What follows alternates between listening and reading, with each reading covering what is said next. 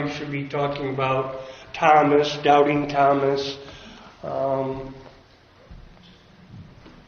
don't know how it is for you, but I asked you on Ash Wednesday, I said, and thereafter during Lent, take a journey, look into yourself, reflect on your faith. And we talked about that each Sunday, and I asked you to read your devotions, and then Holy Week came, and then Easter came. I don't know how you felt, but I was exhausted. Mentally exhausted. It was a good thing. It really was. It was a good thing. So now, I'm reflecting on Easter, and I'm not going to talk about Thomas. I'm reflecting on Jesus. Why did he come? What was all this about? So keep that in mind. Story. I always start out with a story, don't I? Man in the post office. His job was to process all the mail and all the ones that had illegible addresses. And a letter came across his desk and kind of shaky handwriting to God. And so he opens it and he reads, "Dear God, I'm 83 years old and I'm a widow and I'm living on a small pension. And yesterday somebody stole my purse. Had $100 in it.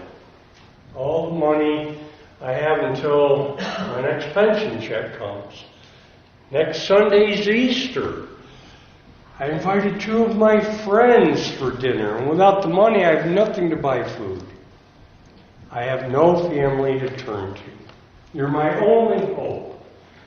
Can you please help me?" Well, the postal worker was touched, and he went around and showed all the workers the letter, and each of them dug into their wallet. By the time he made the rounds, they collected $96. They put it into the envelope, and they sent it to her. Well, the rest of the day, the workers, obviously, they felt great about this. What a nice thing they had done. So Easter came and went. A few days later, another letter comes addressed to God. And it's from the same lady, and all the workers gather around while they opened it, and it read, "Dear God, how can I ever thank you? You've done so much for me because of your generosity. I got to fix a lovely dinner for my friends, and I told my friends about your wondrous gift. And by the way, there was $4 missing.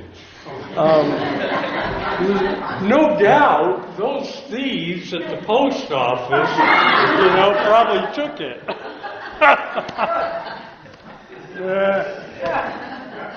Moral of the story: even when you do good things to others, you may not be properly appreciated.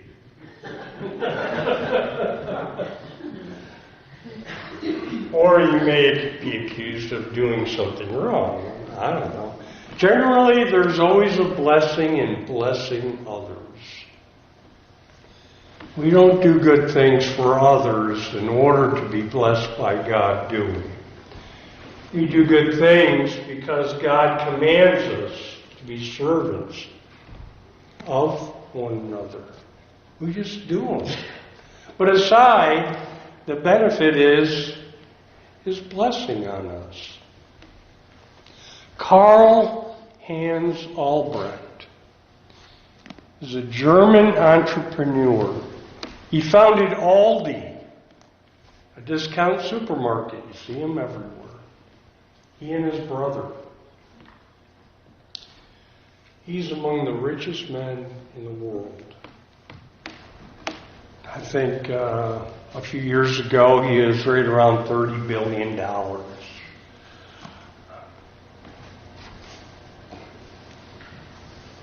He said, if you're not serving the customer, you better be serving someone who is. We all should be in the service business, serving others all the time. We should be quick to serve, whether it's to open doors for people or to greet them or say thank you or bless you.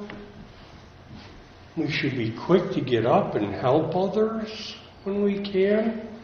The way to bless others is by being a servant to others.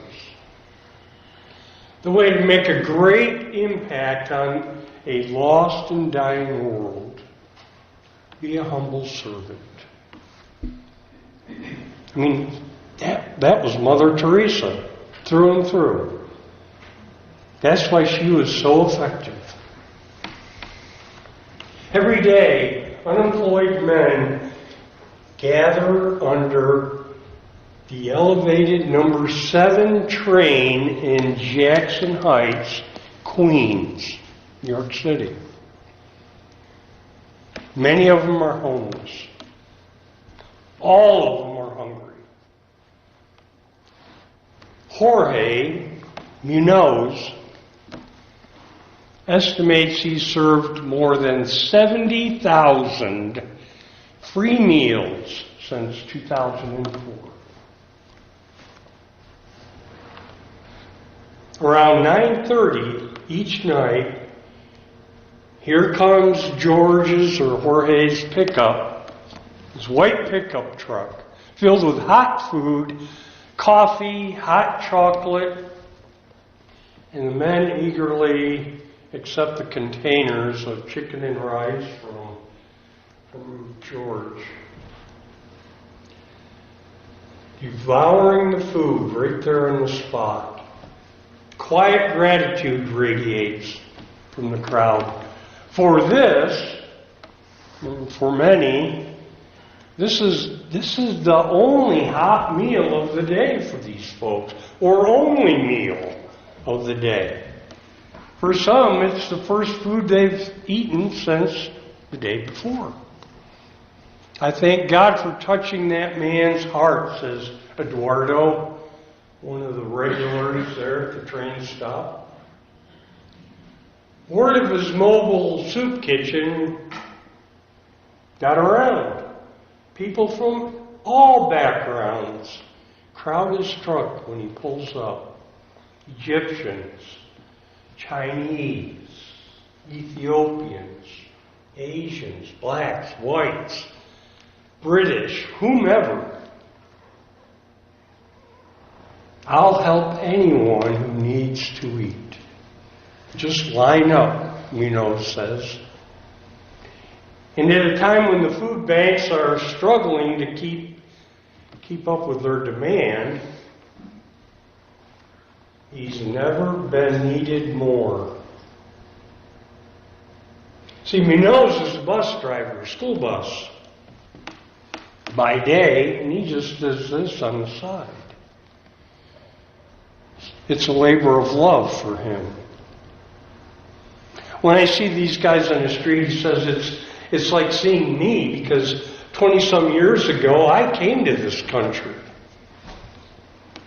He was born in Colombia. His father died in an accident when he was real young. Mom made her way to America, New York City, finding her way to Brooklyn as a nanny. And George finally came along later. This was back in the 1980s. And she said to George, she says, "Come to America, it's a better future for us." And it was. He obtained legal residency in 87, became a citizen, along with his mother and his sister, and he never stood on a street corner to find work. But as an immigrant, he identifies with many of the men that he feeds. Munoz began his unorthodox meal program. It's called Angels and Queens. Started it in 2004. And friends told him about large amounts of food being thrown away at their jobs. And at first he started collecting leftovers and started taking brown bags down to them, to the unprivileged, 3 nights a week. And then a few months later it grew, and they were preparing 20 home-cooked meals daily. And then it got to be 35 meals, to 60 meals, and then it jumped to 140 meals a night.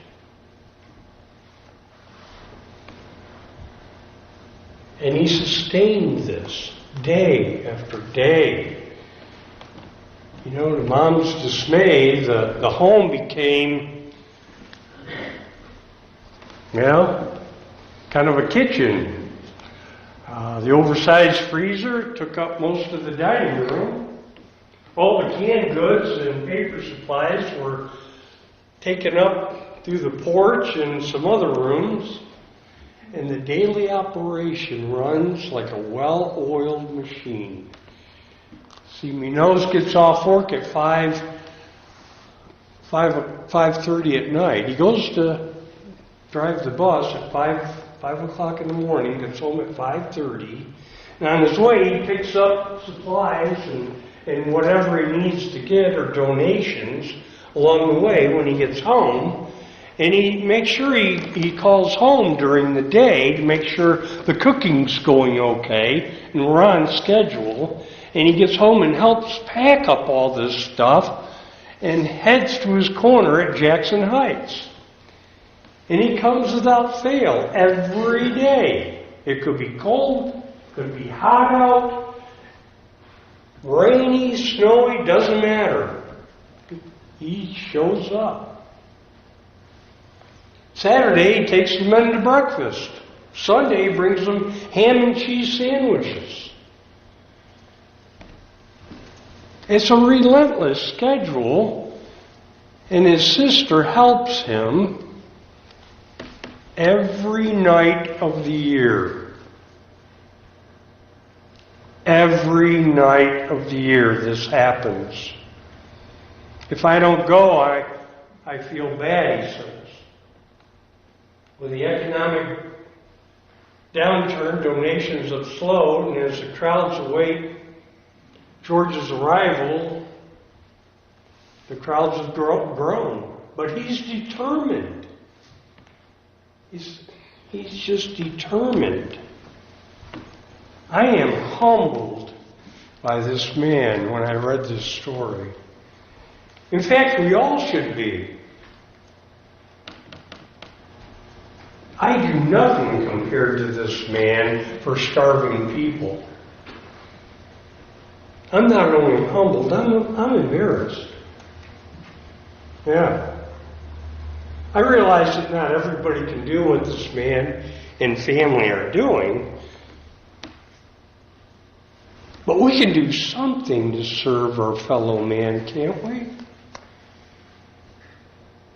We Americans are the richest people in the world. Most of us are a lot richer than George. Look at what he does with what he has. And one of the lessons we all need to learn is God didn't put us here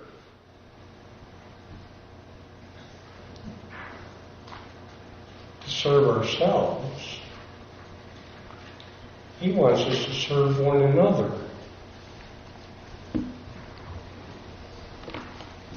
No, it just came to my mind. And I'm sure I told this before. A couple of years ago maybe, but I'm going to tell you again.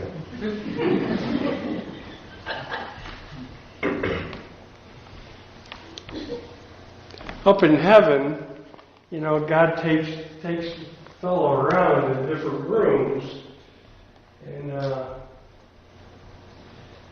here these guys are they have straight elbows. Their elbows are locked, and they can't eat. because they can't get the food to their mouth. And it's kind of like that's their hell. So the Lord takes this fellow to another room, same thing. Their arms are locked. But the difference is they're feeding each other. And that's heaven.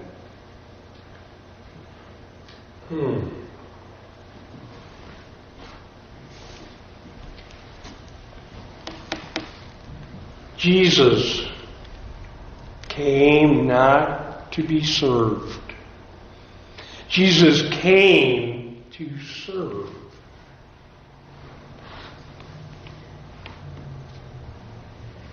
And we need to serve each other the best we can, anytime, any place, in the church, even better, outside the church.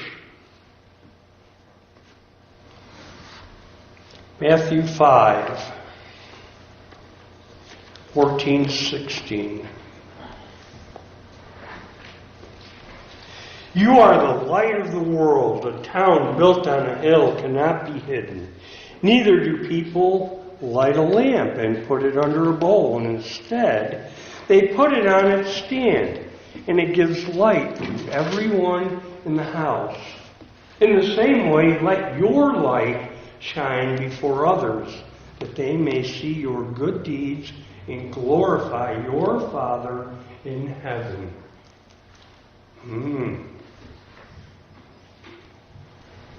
As we reflect upon the resurrection of Christ, think how Christ lived his life while on earth. Can we follow his teachings?